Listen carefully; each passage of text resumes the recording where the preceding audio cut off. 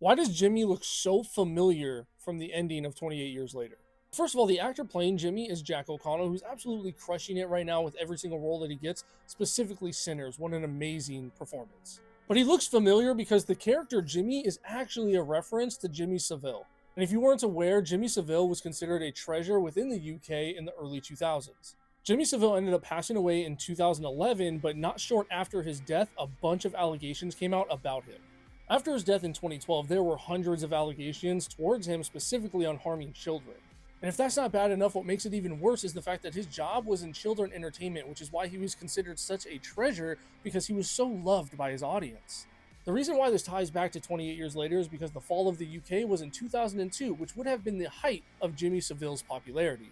Which means the allegations towards Jimmy Savile never happened, which means the world at that point in time still saw him as this treasure and not this monster. Jimmy's father was also a priest and believed that this was the end of times and gave him his cross and then let himself be taken by the infected. And that's why Jimmy's character resembles two different people that he looked up to. One was his father, and he still wears his cross today, but he wears it upside down because he believes it has a completely different meaning to it. And the other is Jimmy Savile, who at the time of the outbreak, he absolutely loved.